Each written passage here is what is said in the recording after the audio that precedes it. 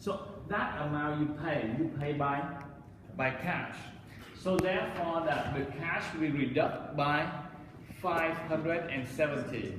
And your office here at the beginning it has 0 and now we increase to 570. Okay, it makes sense now. That's going to be 1150 minus for 570 and here going to be plus 570. Okay, so here is how much? Can you calculate for me?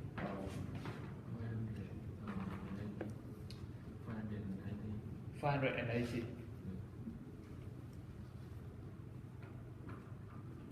Okay. Now, in the second line, you buy the first material with the cost up to 220. Okay, paid by cash. That means that this is the amount of cash you have on your hand, and you use this to buy material. Okay, so when you buy material, your cash will be deducted by 220. Sorry, and then the inventory, that means the product will be increased by 220. Okay, so here you're going to have about the left is 360. Is it okay up to now? That is for the second thing. For the third thing, make the first sale 250 on the cost of 180. Okay, so what does this mean? This means that in your inventory, the amount product costs how much? 220. And do you selling demo? No. You don't sell demo. Okay, you just only sell $180, and the rest is how much? 40. Still keep in the inventory.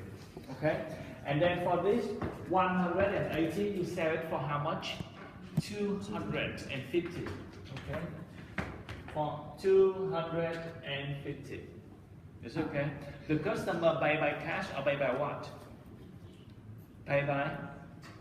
The customer pay by what? By cash. Okay, that's when you receive the money by cash. Now, see, customer pay by cash. So here that your cash from 360 will plus by 250. That's gonna make you equal to 610. Okay, 610 of your cash. Now, your inventory, it is reduced by 180. So that's leave it only 40 left in the inventory. Your office is still 570. Now, sorry, 400 doesn't change. 750. Now, when you're selling something, you get a profit. Okay, and the profit will go into the equity. Okay, as you can see here, that you get a surplus of how much here? Of $70 surplus. Okay, so that means that your equity has to increase by 70. That means you're going to make it 820.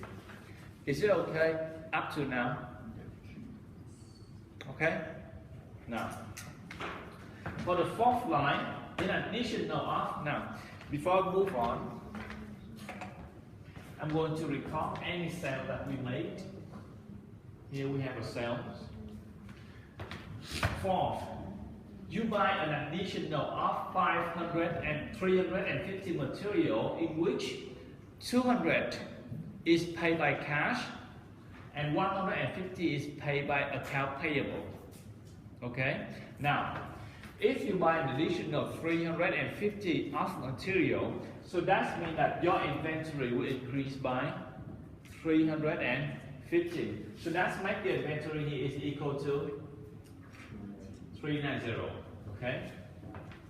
When you pay it by cash, so in this 350, you pay how much for cash? 200. So that means that your cash will be reduced by 200. Now here you have the cash from 610 will be reduced up to 410. Okay, 410, the office is still the same. And then you pay by how much for account payable? 150. 150, so therefore your account payable will increase by 150. Okay? Is it okay up to now? Your equity is still the same. Okay? Now, 5. You make the second sales of 420 over the cost of 275. Okay? So for this second sales, it is your inventory here is how much? 390 for your inventory, in which you're selling how much of that? 275. And then for the profit of how much? 420. So this is give you the profit of how much? 420 minus 4275 equal to 12. No. 145. 125, 145. Okay. This 420, the customer, are they paid totally in cash? No. Okay. How much they pay in cash? 200 in cash and 220 in account receivable. That means they're going to pay you later. Okay? So here, your cash from 410 will increase by 200. Here is going to be 610. Your account receivable will increase by 220. Okay? And then your inventory will be reduced by 275. Which leave it, the value here is only 145. The office is still the same. The borrowing is still the same. Your account payable is still the same. Okay? Your equity is increased by 115 Oh, sorry. It is equal to 115. Is it right? Yes. Okay. Now your equity here is equal to 820 plus 145. Okay. So that's leave you at 965. Okay. 965. Now on 6, here you make the second sales. On number 6, you raise debt from the bank by an additional of 300. So when you raise the debt from the bank by 300, that means that the bank gives you money or get money from you. The bank will give you money. Okay? So here's that. The bank gives you more 300. So that money is coming to us cash. So your cash increased to 910. Your account receivable is remain unchanged. Your inventory is remain unchanged. Your office is 570. Your borrowing from 400 now increased up to 700. Your account payable is 150. Equity the same. Now, for this, then you raise the money from your sales. That means that your sales will put additional money in. Okay? So in the equity will increase by how much? It will increase by 200. Okay? So, sorry. That's going to give you 1165. Okay? And here your cash will increase by 200. So that's going to give you 1110. Okay? We finish number 6. Now, on the 7, you buy material of 200, in which 150 is paid by cash and 50 paid by account payable. Okay? So when you buy for an additional of 200 inventory, so here your inventory increased by 200. That's going to give 350. Your account receivable unchanged here. Your cash, here you pay 150 by cash, so your cash is reduced by 150 equal to 9, how much is this? 96? 0, right? Office, unchanged, borrowing 700, and your account payable increased to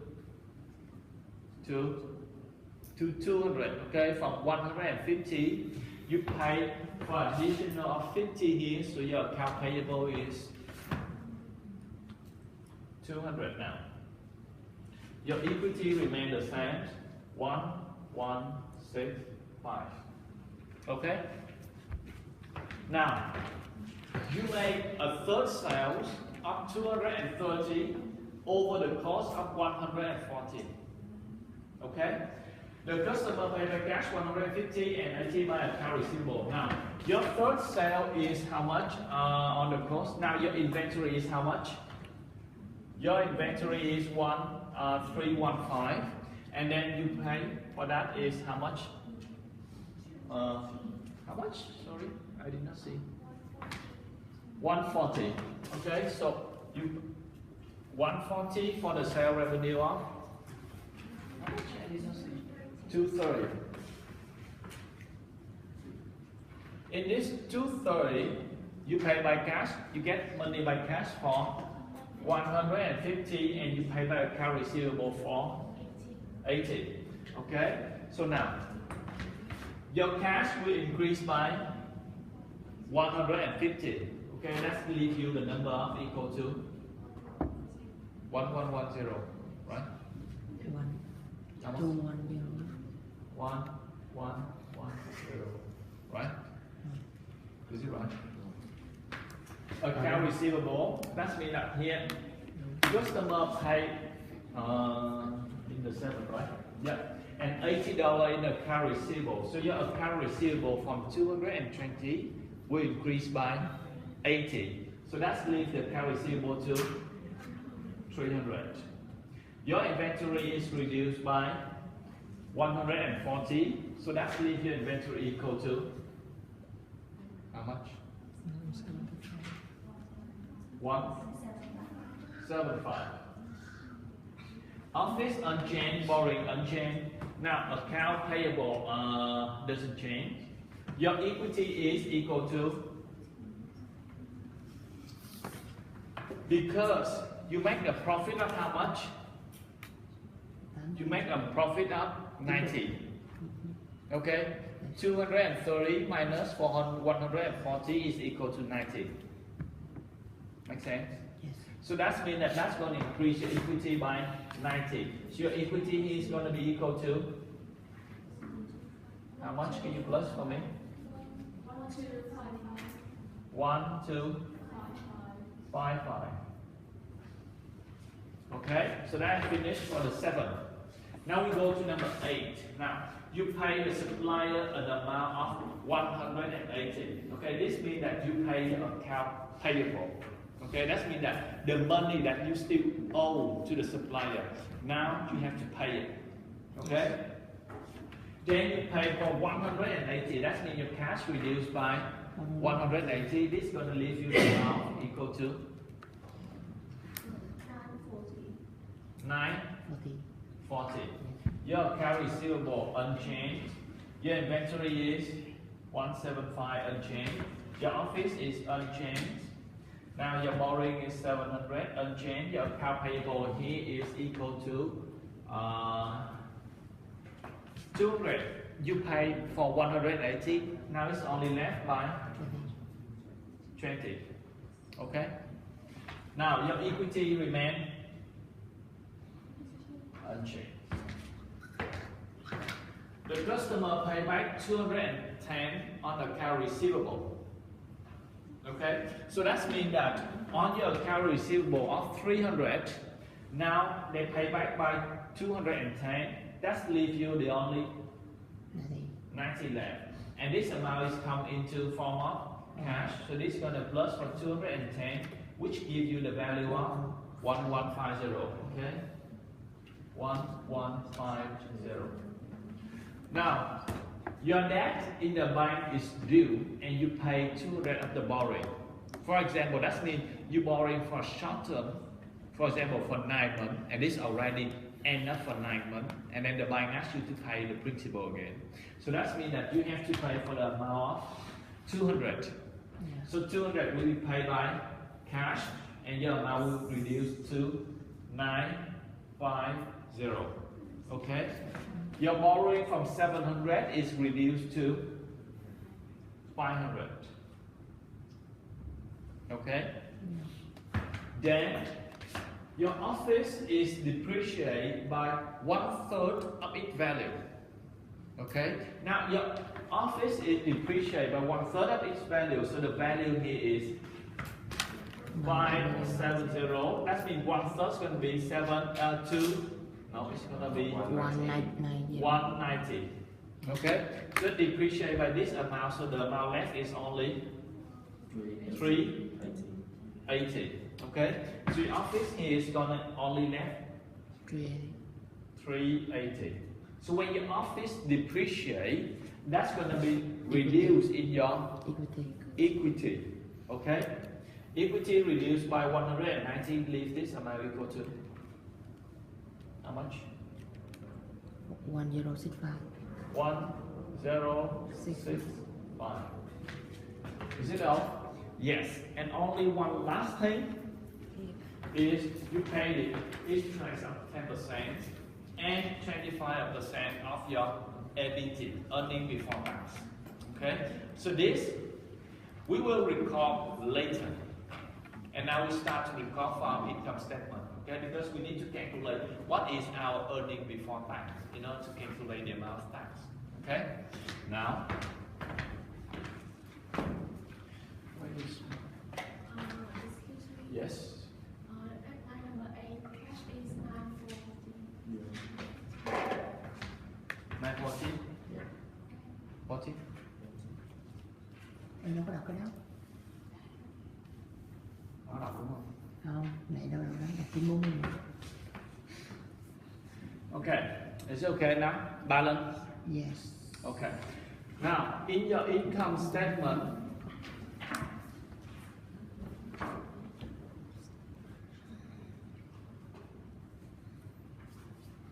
all the knowledge in the fundamental finance, if you learn it well, you are enough to manage a small business. Okay? It is enough for you to manage a small business. Everything just simple like this. You purchase equipment, you purchase material, you sell to the customer, you pay the salary for your, everything is very simple like this. Okay? Not very difficult. Now, in the income statement here, what we need to do is revenue and cost. Here's our revenue. We make our first sales in number 7. You make a first sales of 250 for the cost of 180. Okay? So therefore here is going to be the revenue is 250, the cost of 180. You make the second sales for 420 over the cost of 275 minus 275 420. And you make the third sales for number 7 230 over the cost of 140.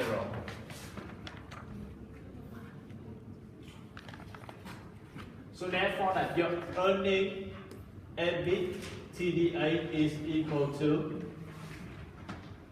your EBITDA is equal to 6 3 305. 305 like this? Yes. Sure? Yes. Okay. This is your EBITDA. And now your depreciation is only, are they right? 305? 305. Yes. Okay. Now, your depreciation and amortization is equal to how much? 190. Yeah. Okay. 190, that leaves you the EBIT equal to plus equal to how much? Nine. 115. Now this is your EBIT, and then your interest payment, you pay 10% of 700. Okay, so that's mean here your interest you have to pay 70. That give you the EBIT, earning before tax, is equal to 45. And as your earning before tax is 45, here assuming that you pay 25% of your tax, so the tax here, 25% of 45% is equal to 11.25. So that leaves you the net income of how much?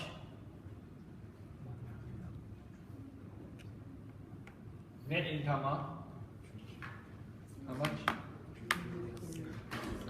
337.5. 33. 575. Okay. Now for the last one, so the total amount of money by cash you pay for the interest is 70, and for tax is 1125. Okay. So that means that here your cash will reduce to only how much? Can you calculate for me? 175. How much? 8. 85.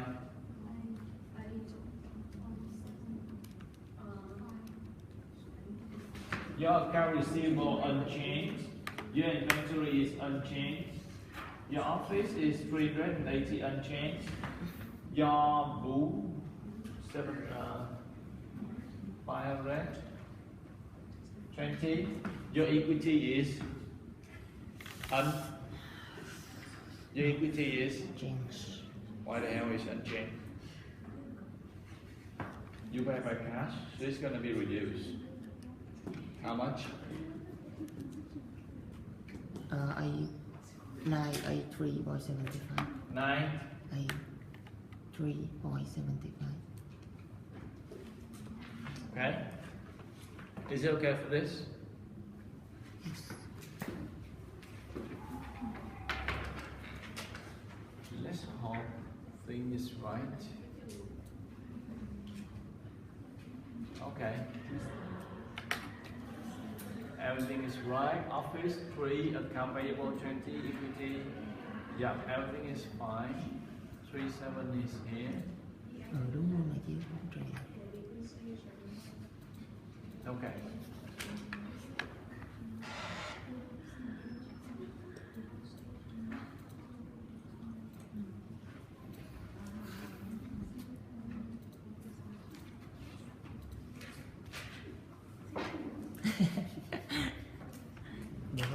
Okay. Now I will erase the income statement, and you can use the income statement over there.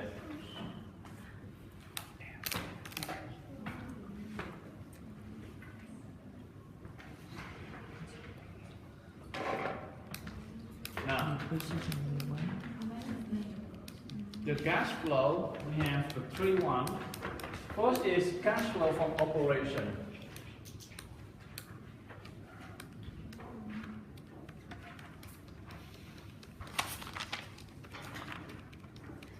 First, we have the net income. Your net income is equal to 33.75. 33.75. Okay. Now, next is your depreciation is equal to 190. 190. This should be a plus. Yes. Okay. So I will explain again why you have to plus for the depreciation here. Because during the entire of this, depreciation It's just another type of cost, okay? Because you buy material, and where is the hand tool and machine in order to produce table and chair, okay? You have to invest on machine and office, okay? So it is just another type of cost. But this cost, when you look up on this, okay, it actually already deducted, okay? It does not show in here. When you add it here, that means it is the cash flow already happened.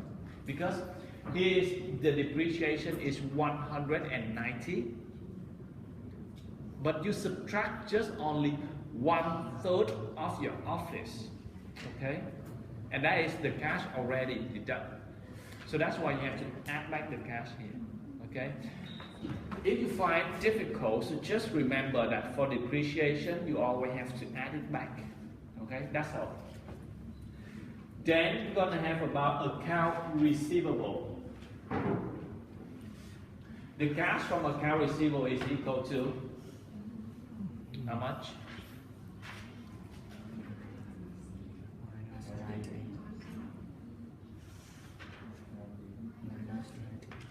$90.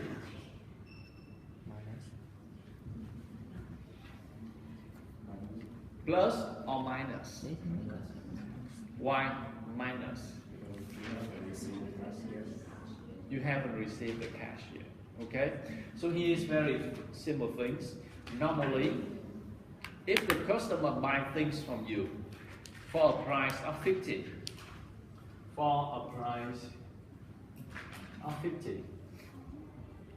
but they do not pay, they do not give money yet, okay? But they will pay it 1 month later. So this one you still record as a revenue. But it actually, do you receive it cash yet? No. Okay? So here you see the one thing. If your account receivable is increasing, okay? So that means that the more money that the customer is owed to you.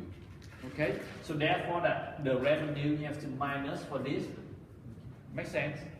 Does it make sense? So therefore that for account receivable, for example, I give another example. If your account receivable at the beginning is 100, that means that the customer owes you 100. Okay? I don't need to know what happened during the period, but after a period, my account receivable is 170. That means that the money customer owes me from 100, and now it's increased to 170. Okay, so that means that my cash outflow 70 more. Yeah. Okay, but if right here my account receivable is only 20, that means that from $100 customer owe me, now they owe me only 20. So that means they already pay back 80. Does it make sense right now? Okay. So here for account receivable, when you first opening a company, your account receivable is 0. And now at the end of the period, your account receivable is 90. That means from 0 to 90. That is, the cash now is inflow or outflow. Outflow by 90, so minus for 90. Okay? Then you have the inventory. It's the same thing. So inventory, what does inventory mean? If your inventory at the beginning period is 70, and then at the end of the period, your inventory is 120. That means you already buy more inventory, right? Okay, you buy 50 more. And when you buy, that is the cash had to be outflow. Okay, so if your inventory increasing, that means that the cash is outflow. But if at the end of the period, your inventory from 70 and then it reduced only to 10, that means you're already selling for 60. Okay, you're selling 60, so therefore that will be the cash inflow. Okay, so here the cash inflow or outflow, the cash is outflow 175.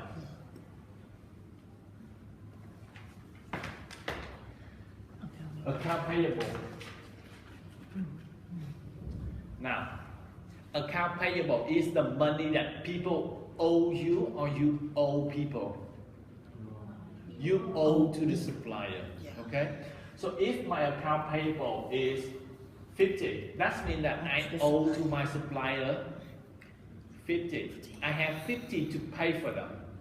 Okay. If I don't know at the end of the period my account payable is increased to 100. It means Okay, let's take another number 120. So that means that my account payable increased by 70 more. Okay, that means that I owe another 70. When I owe people 70, that means that I can keep my $70, extra $70 of cash on my pocket. yeah. Okay, for account receivable, it is totally different to account receivable and inventory. Okay, account payable is the reverse of account receivable and inventory.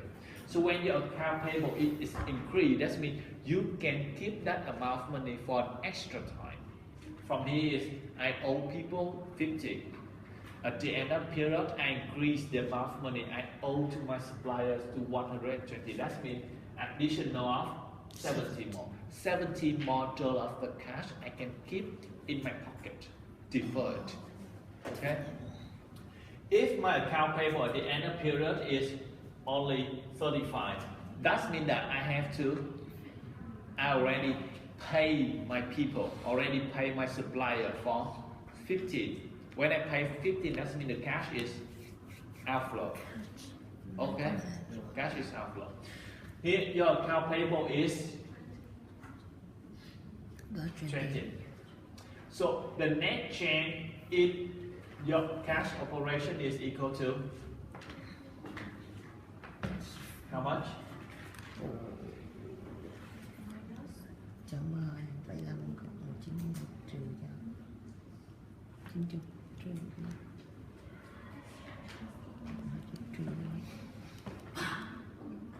hãy ồ âm How much? minus 21.25 20. 1.25 Minus 21.25. Yes. Okay. CapEx. The capital expenditure is the amount of money you invest on equipment and things. Is how much?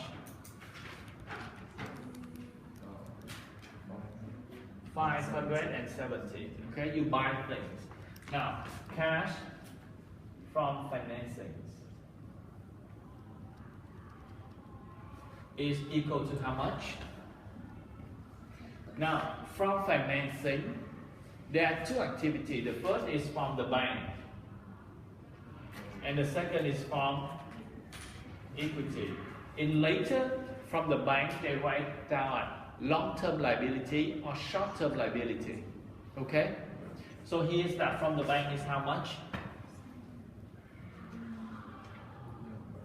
Now, at the beginning, you borrow the bank for 400 cash inflow, then you borrow an additional of 300, so 400 plus 300, and then at the end of the period you pay back by 200. So that leaves you the net cash chain of 500. Okay, so here you can see one thing.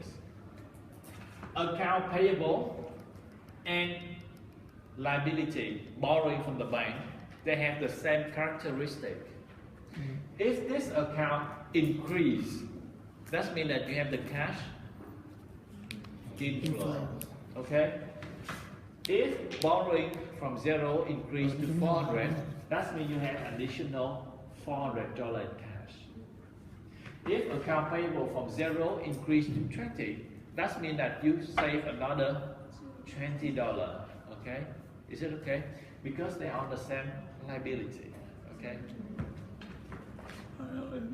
So for the quick way, liability at the beginning period is 0. You don't need to know anything, but the end of period is 500. Okay? So that means all the activity you borrow, you buy debt, by the end the total of the cash inflow net is 500. Okay?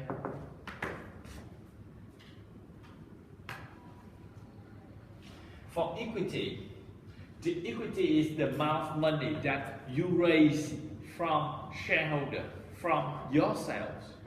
Okay? So therefore you have to count only that. Here your equity, first time you raise it by 750. The second time you raise the equity is how much? How much I forgot. Right? How much? Yes, raise yourself by 200. Okay? Plus 200. Now, for the equity, it is a little bit different. It doesn't mean that you take the equity from the beginning to the ending changing, and then you say that is the total change in cash flow. No. Okay? Because the equity here is the simplified one. I already make it simple for you. Actually, in the equity, there is retained earning, there is capital, there is other things. Okay? But here, I just make it simple for you because those inside things is not necessary for your level. Okay? Now, plus 200. So therefore, the net is increased by 950. Is it okay? Now, totally, this is amount increased by 1450. Minus of this, plus of this. So therefore, that my change in cash flow is how much? So in my cash flow here, this is the change in cash flow. Okay? So my cash flow change is how much? How much? 8.75. Now, this amount changed accidentally, I repeat again, accidentally equal to the net cash change here. Why? Because at the beginning, when you open a company, your cash of the company is zero. When you first open a company, there is nothing in that. Cash is zero, inventory is zero, office is zero, there is nothing. Okay? So that's at the beginning, your cash is zero. And after 1 year of business, your cash increased by 858.75. Okay? So that means that 0 plus 858.75, that's going to give you the result of 858.75 here. Okay? I repeat again. This cash does not always equal to this. Okay? This is the cash at the end of the period. So you have to have cash at the beginning. Okay? And then you plus for change in cash flow. It could be positive or negative here. So what we have is that the cash at the end of the period. So here is cash beginning and this is cash ending. Okay? Everything is clear right now? Yeah. Ready to do for the project? The name of the lecture is project evaluation. Okay? 10-minute break only.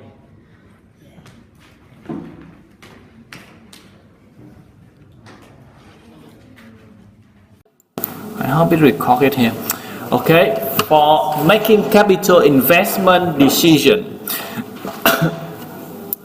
So in this, the first thing is something's about very boring about terminology, in which you have incremental cash flow. I never use that. Standalone principle. I never use that too. Sunk cost.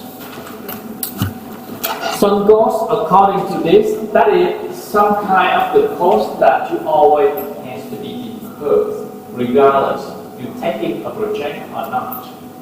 Okay. For example, your company want to operate in about, let's say, you want to open in construction, for example. And then you hire an expert to evaluate about the internal capacity of the company, whether your company has enough capacity to expand the business into another area, such as construction or not. So therefore, that regardless if the expertise say yes or no, you still have to spend a cost for him. Okay, and according to them, that is certain cost. Okay, the cost that always occur regardless you taking a project or not. Okay, but to me, certain cost is bullshit. Yeah. That is still a cost for your decision. Okay, I don't know why they keep like making things fancy. Okay, just forgot about that. That's just a type of cost, and these things are just terminology that you need to read at home. Don't understand? Ask me. I will explain for you. Okay, these are the terminology only for you to do in the final exam. Okay, I don't care about if you understand this or not. Okay, you don't need that because I by myself until now, master in finance, I don't need that. Forgot about it. Okay, this is just about the things, routine things that we have to do. And then here we come to the opportunity cost. Okay, opportunity is simply that the cost for giving up something to achieve for another thing. Okay, it's better to say that opportunity benefits. Okay, such as in your life, you have many decisions to quit school at the moment and open your own business, to continue day boring in my lecturer, enjoy, okay, or getting married. Okay, there are a few decisions, and each decision gives you a benefit as well as a cost. Okay, so therefore that's why we call it opportunity benefit, not opportunity cost. Okay, opportunity benefit is my terminology. There's nothing about that. Let's go. Side effect erosion. Just read that. Networking capital, financing costs, pro forma. Okay. When I read that, they say about pro forma in the financial statement. Very fancy. When I look in, the author really knows how to make simple and stupid things into fancy things. He has the marketing intuitive.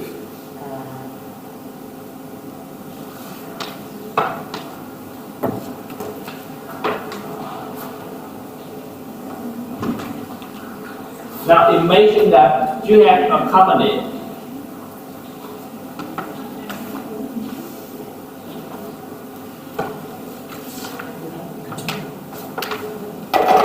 Your company is a company that producing lotion for women. How to write down lotion? L-O-T-I-O.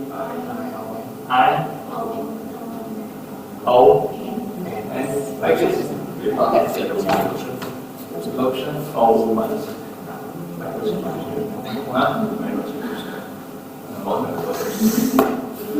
Now,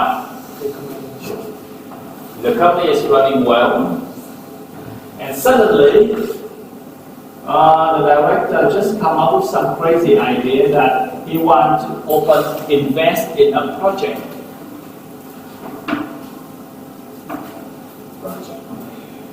To produce lotion for men, for example. Okay? And then in this project, for example, you need to have your first investment and things, etc. Okay? So for this, the first thing is about when we're talking about pro forma, that is very simple things in which it is about the price for one unit you are selling to the customer. and the cost in which they separate it into variable cost and fixed cost. Now, if you invest in a project, so for every unit of bottle you selling per price, that is your revenue. Okay? For the variable cost is the cost of producing one unit. Okay? For the fixed cost, that is the cost of the office, the cost of labor, and etc. Those things. Okay? They are the fixed costs. So it's simply, for example, my product price for one unit is $4 per unit. My cost is 1.5 per unit. Okay, my cost variable. And my cost fixed is 2,000. Okay? So the question is, how much product do I need to sell in order to make the first dollar of revenue?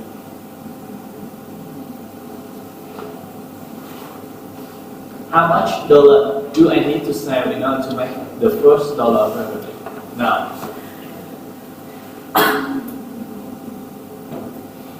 quantity. Okay? Get up to now? You get up to now?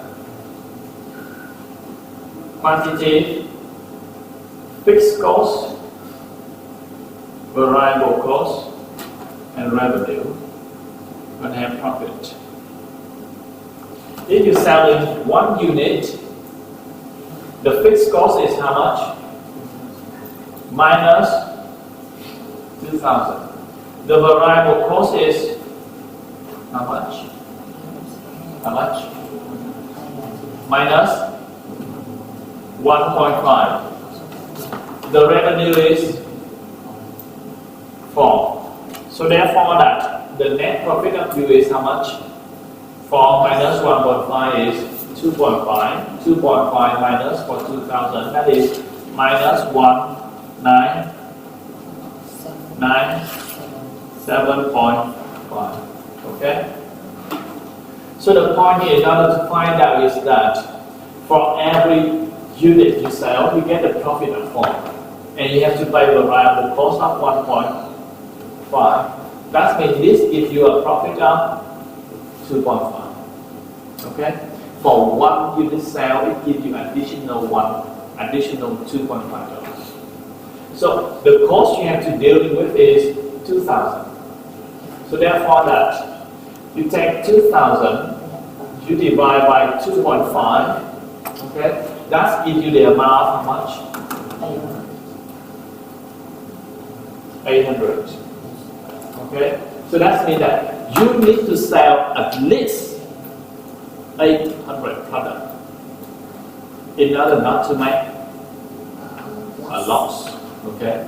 At the unit, at any unit below that, for example, 700, the fixed cost is 200, the variable cost is how much?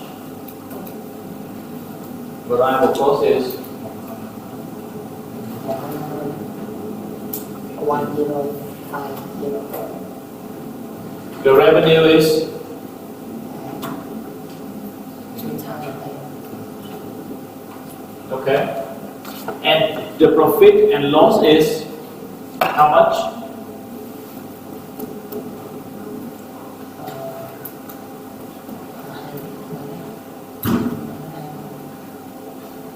Minus 250. Okay.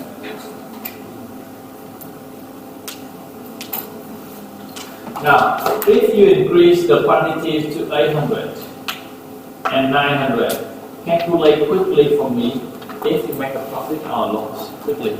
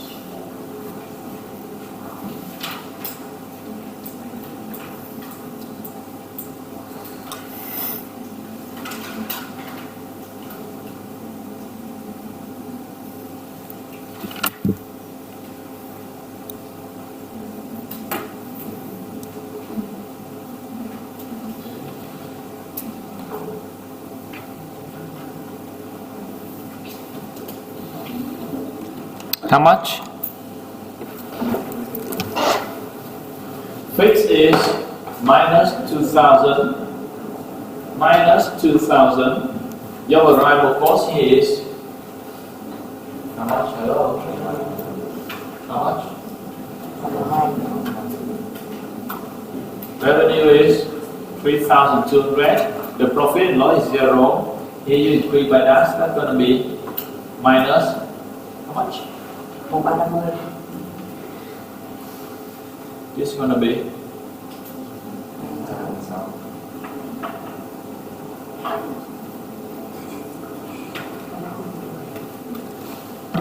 okay.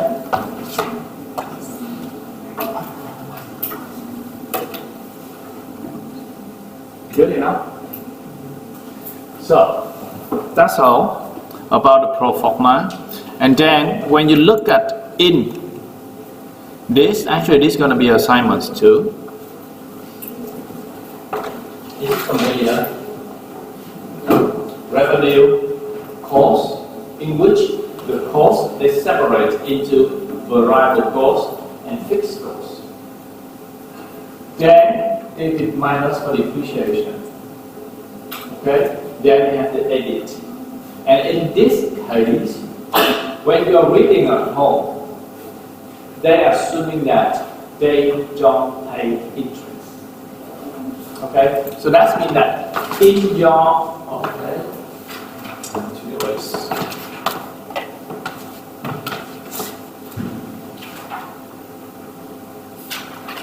now, then that means that you have revenue.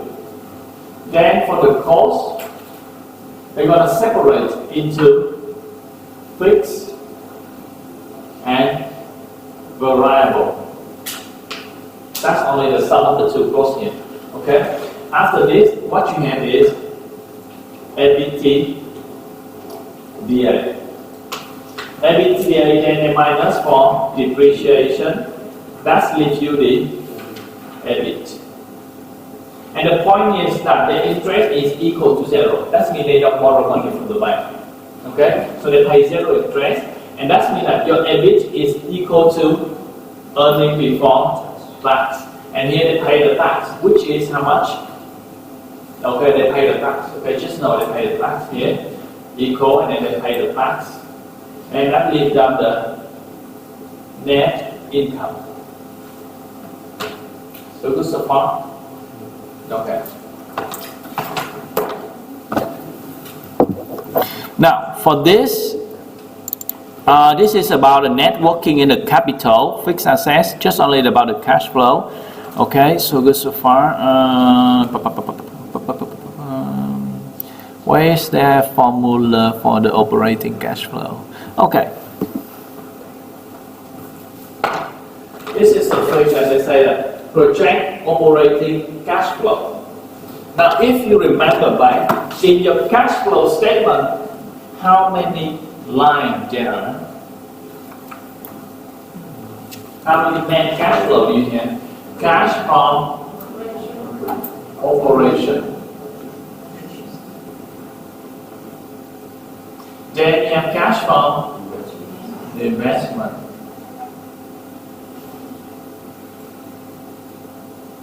Then you have cash from financing. Okay? So here's that. They don't borrow anything. They don't need anything. That means they use the old money from the company to invest in this project. Okay? So therefore, there's nothing in cash for financing here. Okay? If you remember, cash for financing come from equity or borrowing debt. But here they don't borrow debt because interest is 0. Okay? And they don't raise the equity from the shareholder. Okay? They just take the money from the company themselves. Okay? Now, the company doing the business, they get a profit, so they accumulate it. Okay? They store it. For example, after each year, they have the revenue of $2 million. They just leave it there, wait until they invest in some project. Okay? This is the assumption in the books about. Then for cash investment, when you read that, the cash investment is about 90,000. Okay? 90,000 for the period of 3 years.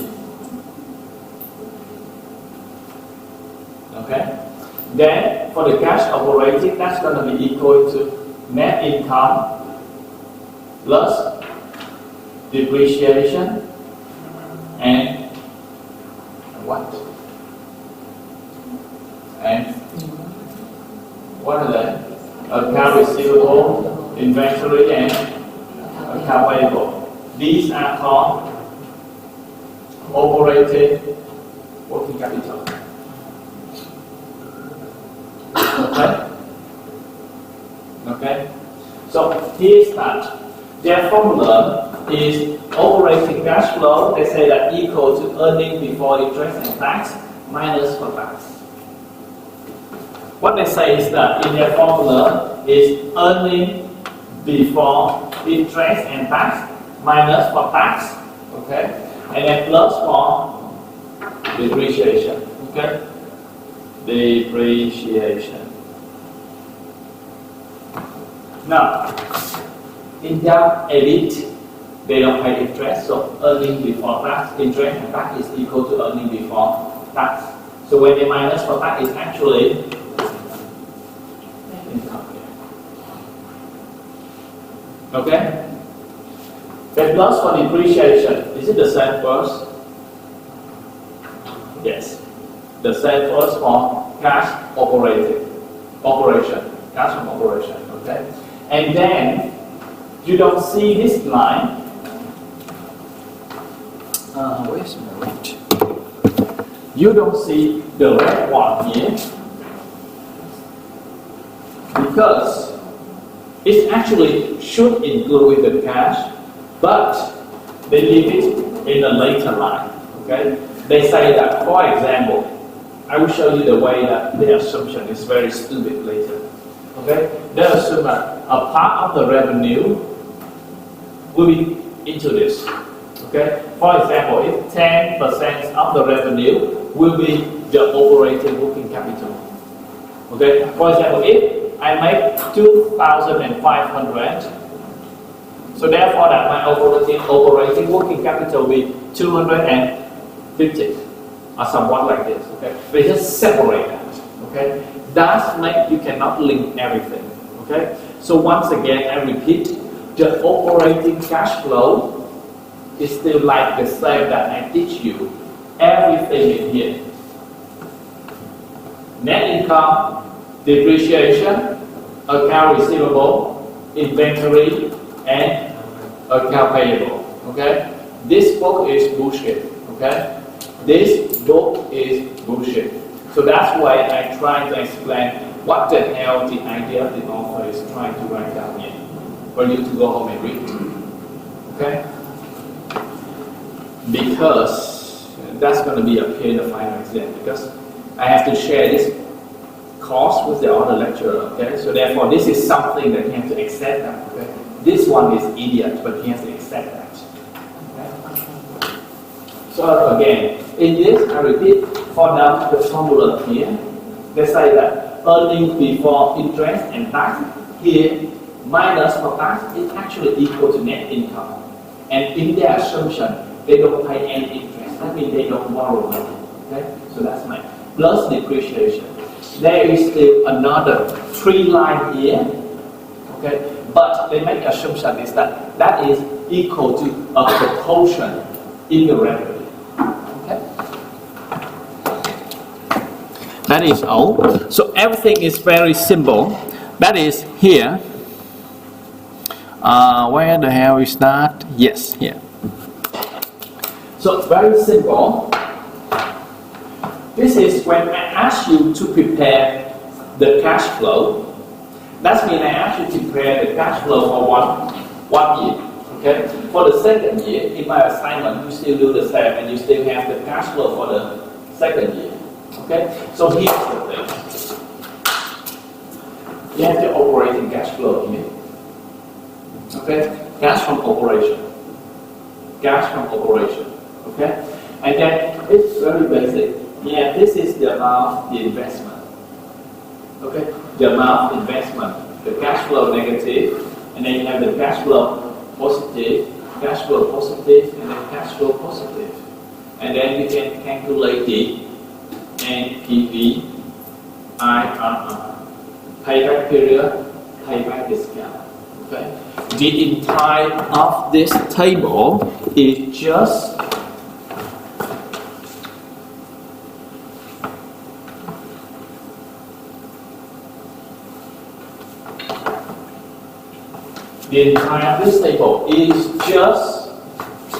cash flow in year 0, cash flow in year 1, cash flow in year 2, and cash flow in year 3. That's all. Nothing different, nothing difficult about it. Okay? Cash flow, cash flow, cash flow, cash flow. If you're gonna find down, they don't write down. But then you're gonna write down rate of return is equal to some what percentage. You're gonna discount them back and calculate NPV. From this cash flow, you can calculate IRR, payback period, payback, discount period. Only like this. Okay? Back to everything you already learned before the midterm. Okay? Nothing advancing about this. See? The cash here, net present value, they try to discount here. Here, they have here. Okay, that's why it's for them to evaluate. Don't worry. When you go home, I will give you 2 big assignments. One assignment, you're going to read this chapter for me and review all the examples of it. The purpose of this is to let you know the point of this idiot offer. Okay? So therefore you can prepare yourselves in the exam. The second one is I'm going to give you a real income statement from a small company. So you can do it at home. The purpose is that it makes you practice something more advanced so you're more prepared for the final exam. Okay? And then you know that at least something you learn here is that you can use it. And I want everything here you can use in reality. Not just doing some assignments on finance and mathematics here. Okay? For me, doing assignment on finance and mathematics here is bullshit. Okay? I want you to apply it into your role. Okay? More about 10.4, more about the cash flow. Here it's just the same. You have the sale and the cost. Okay, and then they ignore everything. That means they don't have depreciation or anything, and then it's just something like that. Cash flow, cash inflow minus for cash outflow, the same, nothing special. Depreciation, okay. So everything here is very easy. The only thing I need to talk to you is depreciation. So in general, depreciation, there are many methods for the depreciation. The one that I taught to you is using the lightning depreciation. So what does this mean? If I invest in a company, okay, I open a company and total my investment from machine, office, building, table, everything say like it cost me $120,000. And I intend this have a lifetime of 4 years. So that means each year I'm going to consume how many of this investment? 30,000 in the first year, second year, third year, and fourth year. Each year I'm going to use 30,000. Okay? This method is a straight line. Every year is the same. For NACRS, that's going to be that the depreciation is not constant, but it is different in different years. Okay? How is it different? It is simply that a ratio of number that is well defined by the accounting department. For example, if I have $120 of my office and things for a period of 3 years. for you actually. This is for you. Okay? So therefore, here's write down. In the first year, the amount of depreciation is going to be 33.33%. In the second year, it's going to be 44.45%. In the third year, it's going to be like 14.81%. And in the fourth year, it's going to be 7.41%. Okay? If you take 120,000 and you multiply by this number, that means in the first year you're going to get the depreciation. How much?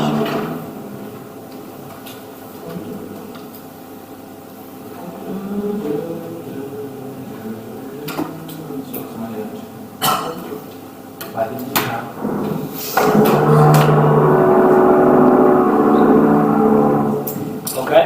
That means in the first year you have to record the depreciation of 39,996. In the second year, you do the same.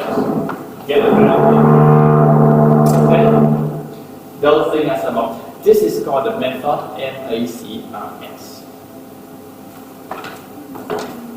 They have for 5 years, they have for 7 years as well too. Okay? And why do we need to use MACRS? In Vietnam, there is only one method of depreciation, straight line depreciation. Every year equal the same. Okay? In the United States or some developed country, they have many methods of depreciation. And the point for that is that they're going to have the two financial statements. One is for the shareholder, and one is for the tax authority.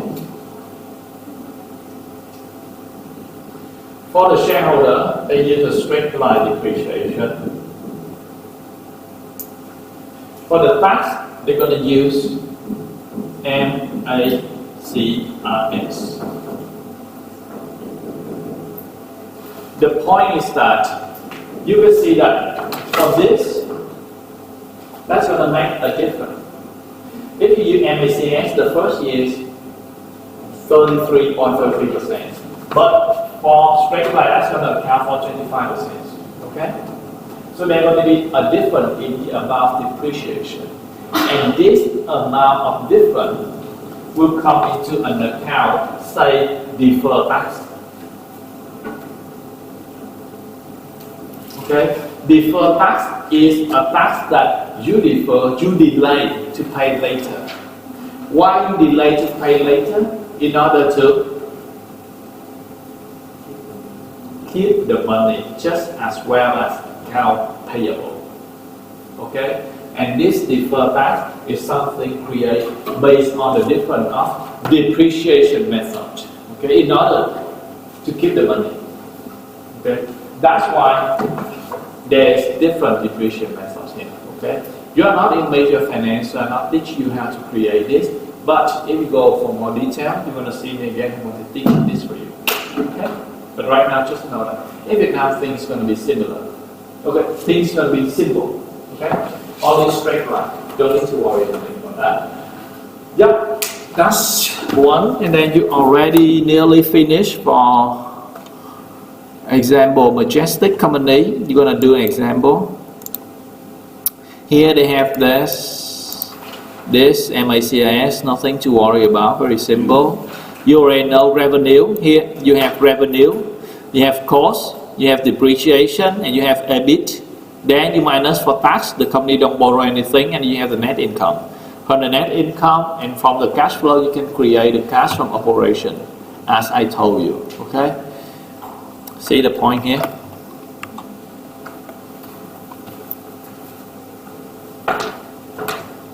Now, depreciation, tax, operating cash flow, and things here. This actually, okay, EBIT minus tax is the net income. Okay? Depreciation plus back. Okay?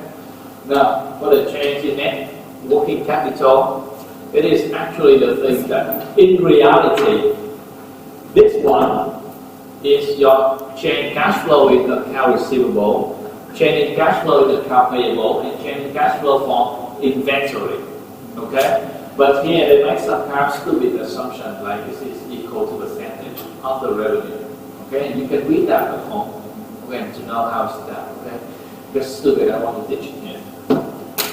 Yeah, and then you have the cash here, plus here, and then you have this is just only a serious cash flow. Okay? And as you have the serious cash flow, you can calculate NPV, IRR, calculate as I teach you before midterm. Okay? That is finished for lecture 10. Very quick, nothing. Here you can see the way they calculate, they have the net present value. Okay?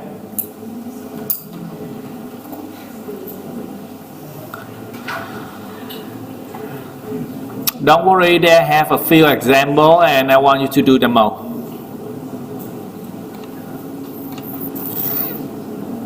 Yep, only a few like this, no problem, no problem, no problem. And we finish.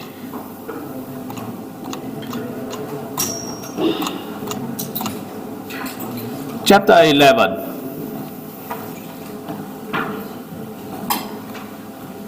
Chapter 11.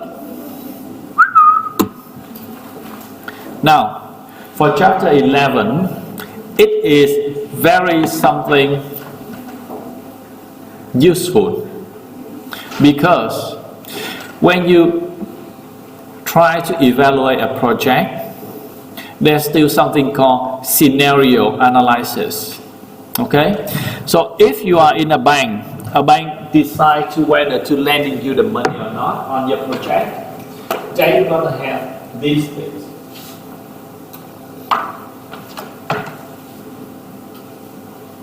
They're going to have something called what if or scenario analysis. That means that you analyze the cash flow in different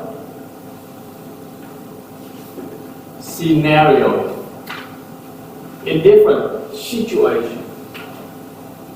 The first thing is that normally you're going to have the 3 points, that is normal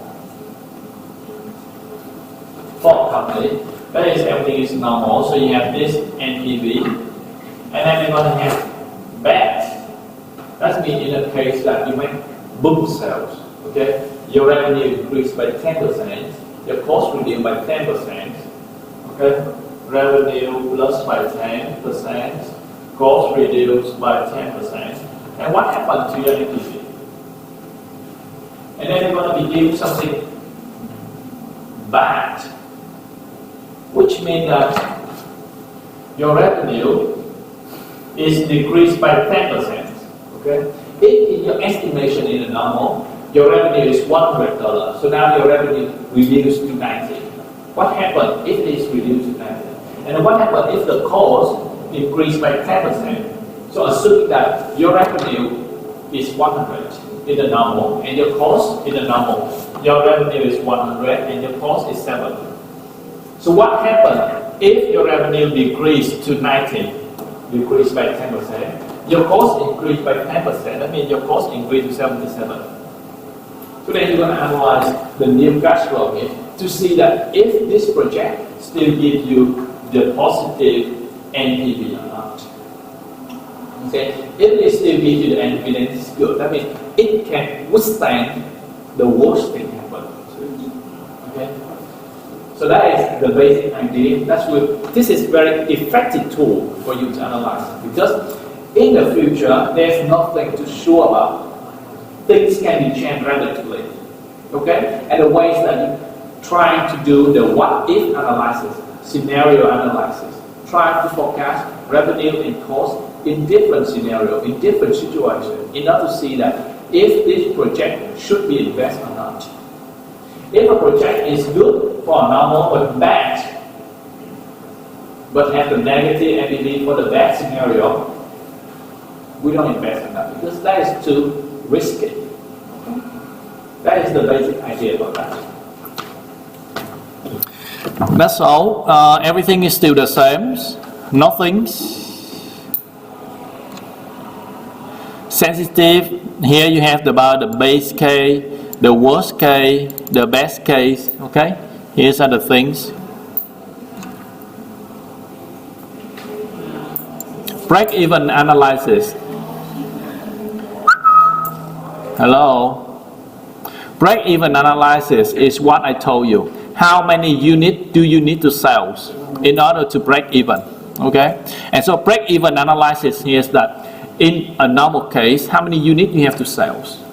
In a good case, how many units you have to sell?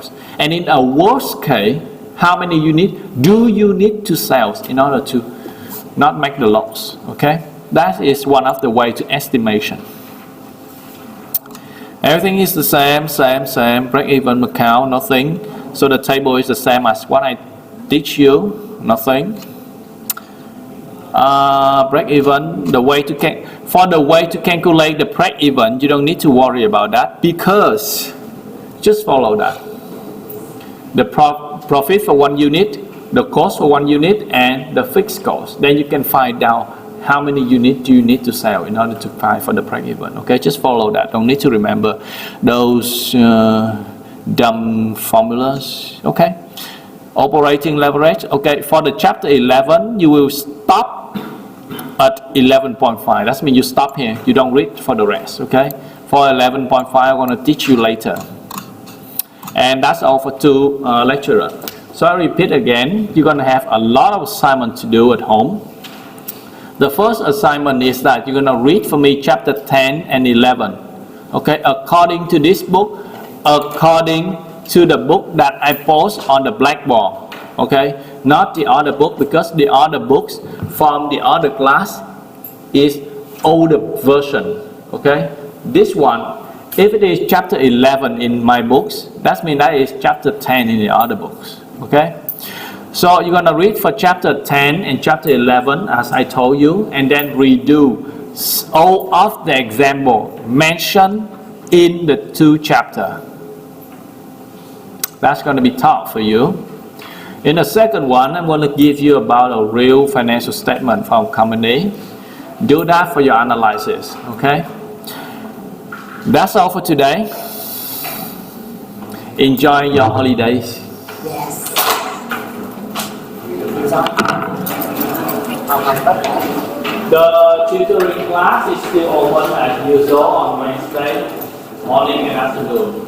If you read anything you don't understand, you can come. Ask me, I will help you.